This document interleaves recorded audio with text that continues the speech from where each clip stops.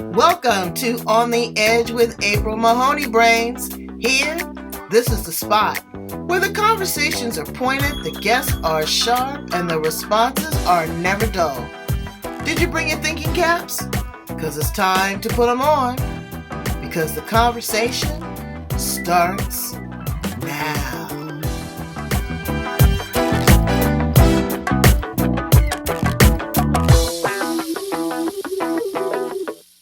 With April Mahoney. This is the place, the location, the spot where the conversations are pointed and the guests are sharp and the responses are never dull. And we welcome our guest, Sandy Evenson. Brains, she just released her book. She was so excited, bless her heart. I saw her. And I think it made the charts a bestseller in a category. One bestseller there, yeah. Wow, that is the spiritual connection. How she teaches people to use their insight, how she uses her gifts and talents to really pour into people, personal development, relationships, guidance, coaching, business, love, mayhem, magic, all of that. We're going to talk to her about that and then some. Thank you so much for joining me here on the Edge, Sandy. How are you? I'm doing fabulous. Thrilled to be here. I'm glad to be here with you. So tell us a little bit about your story and your journey. How do you show up in the world? Oh my goodness, April. I need to write a memoir one day because there's a lot. But I'm a former hairdresser who realized when she got into training to be a coach, she'd been coaching her whole life, standing behind the chair. So it's just a natural gift I have. And I'm currently living in Rochester, New York. Originally born and raised in Niagara Falls, just an hour and a half from here. But I got to tell you, I moved back up here from Savannah, Georgia, and I'm still trying to acclimate to this north. Oh, yeah, that weather. Days. That weather is something to behold. Yeah, so yeah, I'm a women's empowerment coach. I really have been on this drive to share what I learned. You know, I went through my own transformation. And of course, I think every self-help book you pick up is going to be originating from someone finding a way, you know, to get back to themselves, you know. So I'm on this, you know, I hate to say it's this driven mission, but it really is to share that knowledge and to help women. Well, there's nothing wrong with that. And let me tell you, the hairdresser is next to God and the gynecologist. That's so true. You know, because you get into them. I mean, they'll tell you everything from your finance to who the husband's messing around with to, you know, I was doing makeup one day and I couldn't believe it. I wasn't doing hair, but this woman was telling me her most intimate secrets about her having cancer and her husband cheating on her and all that. And you become a therapist and you don't realize that you're coaching. In addition to that, in a hair salon, you're also mentoring. Yes. Because, you know, that's a quick, well, it used to be, I don't know how it is now, but that was tons of money. And the kids would be so reckless that would be in cosmetology. They come in, they do a couple cuts and colors. You don't see them for 2 or 3 days. You know, they're making a boatload of money. So to teach them, you know, discipline, you have been a coach and a mentor your entire time. What inspired you to write the book? Oh gosh. Initially, I thought I was just going to do one of those little books that are, you know, just to build my list, you know, to build the following that I have in my coaching. And as I got into it, I thought, no, this is more. I can't possibly just put a little bit out there. So that's how it got started. But I decided to take a course. Dr. Cindy Childress has a course called Crank Out Your Book in 8 Weeks. So by the end of that time, you have a messy first draft and you kind of go from there. And as I got into it, I just thought, no, this is going to be fabulous. I have so much to share. I took a lot out because there's so much, right? That'll be for the next one. But I've decided that I could find a way to share this with people around the world, with women and the men who love them. And give them just even a basic little taste of how you have all this power inside of you. You know, it's just like Dorothy and the Wizard of Oz, you've always had it, right? Exactly. So it's that ability to help women step away from their day-to-day life for an hour and just look inside, and with guidance and safety. And I use emotional freedom technique, EFT tapping, Mhm. which anyone can do anywhere at any time. No, And girl. that keeps you When my grounded. husband when my husband caught me doing it the first time, he said, "Baby, are you itching?" Yeah, it's Like, such no, a fun thing I'm because trying to calm my nerves. That's what I'm doing. you can come right out of that anxiety and or anger or sadness or anything. It can just soften that. It just turns that fight or Let me flight ask you. down. Okay, I told you I'm gonna ask you some questions that some of my brains are going to ask and want to know. Yeah. A lot of times people feel that the tapping is just a mere distraction. Sometimes people do feel that way. Yeah. That it doesn't really resonate or transform the situation. But I say anything that'll calm your butt down Yeah. is worth a try. Yeah. Now, So there's people that'll tell me, oh, well, I can tap for money and I can tap for this. that's true.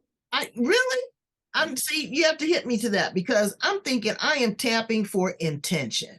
That's the Yes. only thing, and balance and clarity. But I wasn't trying to do, again, Yeah. I saw this woman doing a full on. There's a whole thing behind that, April. And so first of all, the basic tapping is um, has been studied so over and over, like over 100, I think probably by now might even be up to 200 peer review studies on the efficacy of tapping itself, the science behind it, where it literally does work to shut down and turn off that fight flight response so that you can come down to some more logical thinking and be able to just get into your body and out of your brain.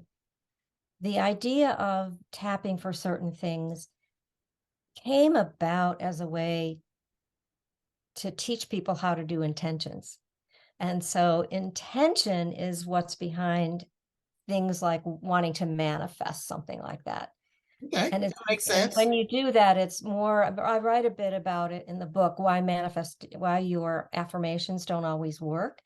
And it's because we need to get into the feeling of how we're going to have, when we have that money, how are we going to feel? When we have the car, the house, or the man, whatever, the job, how are you going to feel? And when you can get yourself into that state of feeling Mm. joy and excitement or peace or whatever those feelings are, then you can step into what's already waiting for you in the universe. Mhm. You're Thing, right. Yeah, that makes perfect sense.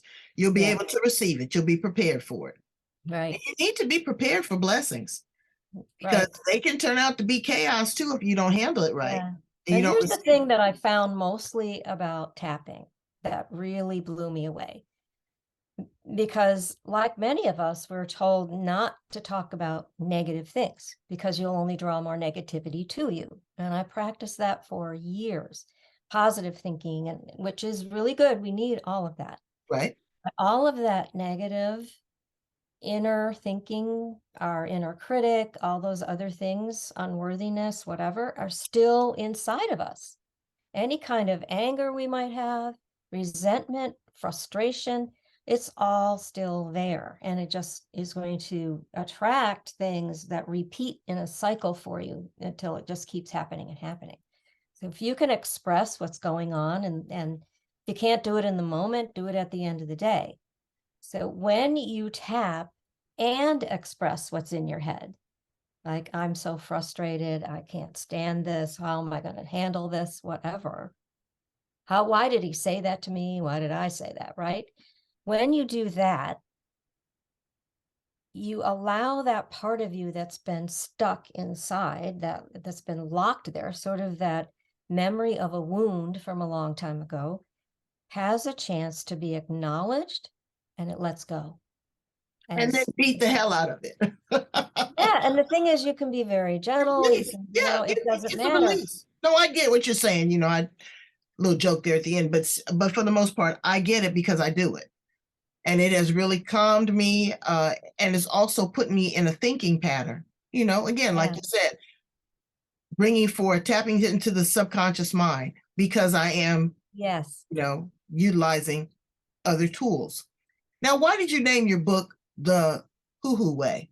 the woo woo way. Well, why do I say woo woo? Hoo hoo, woo Hoo woo. hoo. It's all hoo hoo. Well, there were two reasons. The very first reason came from a class I was in speaking about your point of view. And your point of view isn't something that you have on your business card or your website or anything. It's just how you walk through your life. And in this conference, they said your point of view, if you're in front of an audience, if you say it out loud, you will split the audience in half. Some will absolutely gravitate right to you and others will fall off. And we were all kind of going crazy over that. Wait, we want to please everyone. So that was part of it. I said, that title is going to turn people off or really, make people curious. So that was part of it. But the main reason is when I got into this coaching world and the tapping and also using visualization, shadow work, chakra work, all of this, people would sort of dismiss it. Even though throughout several years now, gosh, it's been quite a while, then when things like tapping have been around, all of these other kinds of methods to treat people have been accepted. They're no longer alternative. They're actually complementary. So things like homeopathy and naturopathy or Reiki and all of those different things, tapping, etc., are there. But still, there are skeptics who just poo-poo it as woo-woo. And I would, in the earlier days when I was talking about it, I would see people fighting to roll their eyes because they were just in there she goes again kind of mood. And so I thought, you know what? I've got to just bring it out and talk about it. I have a really big geeky science side. And for this book especially, there are tons of books out there that I love, that I devour on the science behind it. And I added some of that in the book to make sense for people, but I didn't want to be so teachy. Right. Well, why don't you be teachy right now? Give us a little excerpt. Give us a little short reading of what's inside the pages of the book. Oh, I have the book here if you want me to actually read something. Yes, absolutely. Okay, I can do that. So first, you got to hold the book up close to your face so that we can get that full frontal. Here we go. Oh, okay. Woo Woo Way. Now on Amazon, you'll see a sticker here, #1 bestseller. Okay. Unblock your chakras, transform your life. Okay. All right. So if I talk about the whole idea of chakra, it's a very ancient term for this invisible energy system in our bodies that has centers throughout our bodies that run vertically along the spine that govern our energy within us, and they actually affect our physical body and our mental and psychological self. And so those are actually called chakras. So that's part of it. And I came up with a metaphor of using the idea of renovating a house to compare it to what the chakras are in the body. Throughout the book, you find that each level of this house you might be renovating, it's a virtual renovation, correlates with the chakra in your body. So it helps you figure it out more clearly. And I go through talking about blockages, comparing them to maybe how your pipes might get blocked in your house, or, you might have power go off somewhere and all that sort of thing. So I'm trying to decide, what could I read for you that would make sense? All of the above. We've got brains. About the chakras, the colors. Absolutely. So this is where the tapping begins in chapter 1. And I'm going to read just a snippet from my story at the beginning. It's called The Whispered Cry. And it comes from March 12th, 2013, pre-dawn, Rincon, Georgia, Lost Plantation Golf Course, 20 miles outside of Savannah. Come on, Josie, let's go, I called. My Cocker Spaniel came running, and we went out the door into the early morning chill. She sprinted ahead of me, raring to go. I didn't mind walking her. It was my time to be alone, engrossed in nature and my thoughts. The two of us moved along the edge of the golf course in that still, quiet, magical hour, just before light. Josie stopped to sniff and squatted to leave the first of many P-mails for other dogs and critters to find. Her thick, curly hair shone under the streetlight. My own curls blew in my face, and I laughed. Geez, Josie, I've become one of those doggy look-alike women. So worrisome thoughts drifted into my headspace, and I lost my smile. I stopped, looked up at the bright stars piercing the black velvet sky, and let out a whispered cry. I gasped and sobbed. Dear God and Holy Universe, please help me. I can't do this anymore. It's too hard. I don't know what to do, and I'm ready for this to be over. So this is just an introduction to a story about how I fell into this whole magic of tapping, because I'd been living what I call a pretty little lie, where for many years, I was extremely successful and had a great life on the outside. We looked really pretty happy, and lots going on with golf club memberships and friends and travel and all sorts of things, and incredible high income in the Washington, D.C. area, and then down in Savannah. And the whole time I was this inner wreck. And I know through the years sitting in my chair, I met lots of wrecks, and I helped them feel good and look great while they were there and when they left, because they could present themselves well. But, women and everyone who comes into a salon is there for every event in their life, every major one. So you get to share all the ups and downs. And so that was a little bit of what was going on in me. And there I was helping everybody else. And still, I was not strong enough. I tell stories throughout this book about how I grew up and how I took this vow of invisibility and I didn't speak. And I was so weak on the inside. This whole core of my being wasn't strong enough to stand up for myself and to make a difference in my life with my husband, who was going downhill fast. He had PTSD, turns out alcoholic dementia, and a double heart disease. And that story is just the beginning of how he collapsed and ended up in ICU. And I went through incredible trauma. And right when I needed it most, this whole idea of EFT tapping fell into my lap. I got an email from Hay House, if you're familiar with the great Louise Hay, great late Louise Hay. Let me tell you my Louise Hay story really quickly. Yeah. So I am at a company event, and they have a reflexologist out in the lobby. Girl, those little red bottoms was killing my feet. So I sat there. He was magical. He says, I have a studio. It's in my home. If you'd like to come, come. I come. I sit next to this woman. This woman is pouring into me like a river, very unassuming, calm, collective, and we're both getting this amazing reflexology. It's like we're transported into another place. When I go out and I go, oh, your client is amazing. He goes, I know. That's the great Louise Hay. I had her sitting next to me for an hour all to myself. Oh my gosh. And just was totally oblivious to it. But anyway, that was an aha moment. So you were blessed in that energy. I got to meet her once, and I felt so blessed just to be near her. So anyway, I got this email about a new book that Nick Ortner had written called The Tapping Solution. And if you bought the book, you got 2 free downloads immediately, tapping audios.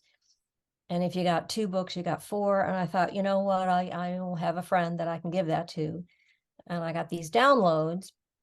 And so that evening, I just stood listening to this tapping audio. Nick's sister did the narration.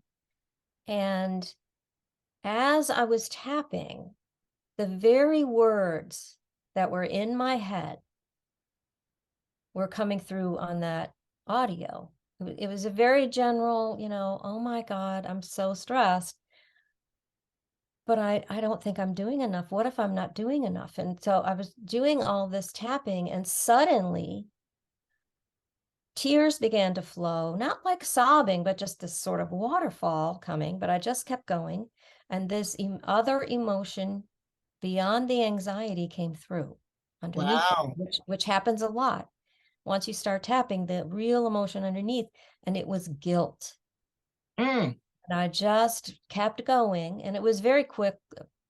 It ends with it was called evening clearing, evening affirmation. So it ends with some affirmations. And I went to bed and I slept through the night for the first time, and I couldn't remember when. Oh. And so the next morning, the other downloads were the morning clearing and affirmation. So that's when I started it. And I felt that release of energy, this grounding, like, okay. So I just kept diving into it. It was so fascinating. And that's how the whole journey began. And it just kept me sane while I was dealing with doctors and for months on end, preparing to be a widow and all kinds of stuff, and dealing with dementia, everything. Exactly. But you've come out victorious on the other side, to the point where you can share and work with other individuals. Tell me a Right. little bit about your coaching program. Yeah. So as I said, women's empowerment, we step away from the day-to-day world. And it's interesting, April, because when I first started, I was doing something called tapping into wealth, which I can still do. I still offer.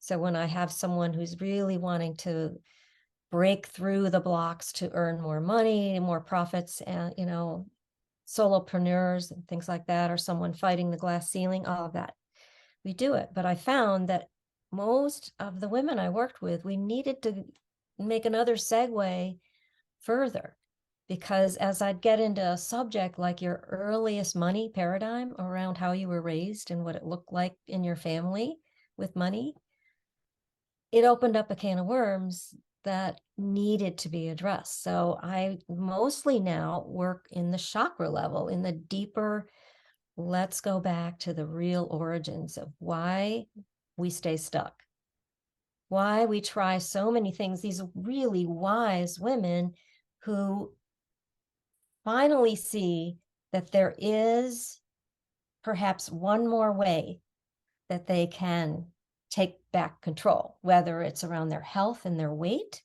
or their businesses, or loving relationships, any of that. Sometimes, a lot of times, we're overlapping on the weight and health with the money and stuff. But it's like, we've tried everything else. Right. There's got to be a way. And it's just Absolutely. taking time for yourself. It's like the most ultimate self-care you can give yourself. And I think everyone needs a coach, like everyone needs the doctor. We don't want to go, but at least in this instance, I feel it is a lot like going into a salon or spa.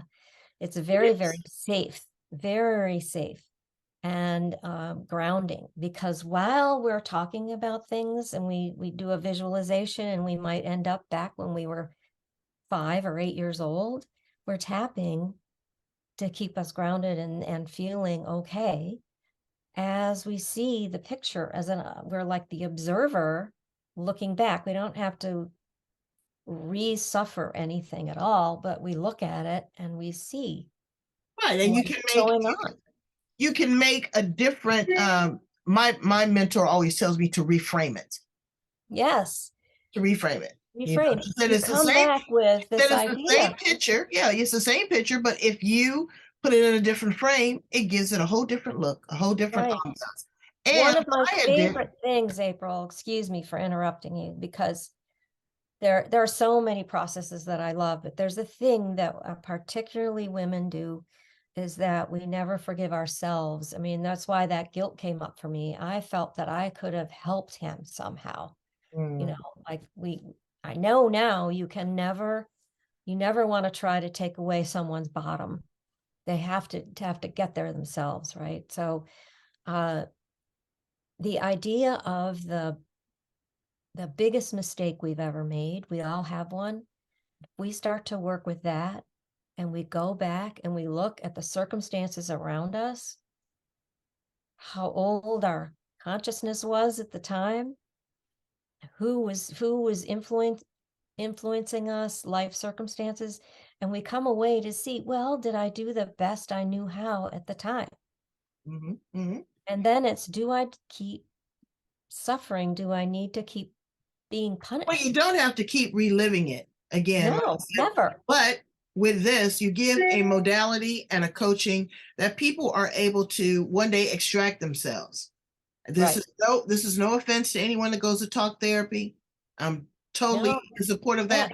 However, what you need to understand is if you've been talking about the same situation, you lived it for 15 years, you're talking about it for the next 15, where's the breakthrough?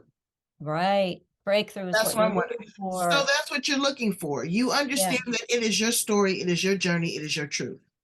That's right. And what they know now, too. Right. And you want to not start a cycle of epigenetics. You don't want your daughters to get it and your grandkids to get it, you know, because we're still carrying stuff back 5, 6, 7 generations. But it's so wonderful. My grandmother's bones. Yeah, exactly. But it's so wonderful having a guest like you on the show. I appreciate you. I value you. Tell my brains how to get in contact with you so that they can purchase a copy of the book. And also, you know, look into your coaching program and your online. Yes. Please just come visit me. It's sandyevenson.com. And when you go there, there are links to get the book. There are links to show you everything else I'm doing. There's a whole page on the book that has tons and tons of information as well. It's very, very easy to find. sandyevenson.com. And of course, everywhere on social media, Coach Sandy Evenson. Well, thank you, Coach Sandy Evenson. Brains, go check it out. All right. Go check it out. That's all I can do. Absolutely. Yeah. Go back and listen to other edgy conversations. We want you to love, like, share, and subscribe. Very important. Now to keep those numbers up. Plus, we want to be able to have all this information in our arsenal at our fingertips, at a point and a click. You never know when you're going to have to refer to this. Exactly. Okay. Thank you so much, Sandy. Have a wonderful day. And thank you, Brains, for tuning in to On the Edge. Wonderful.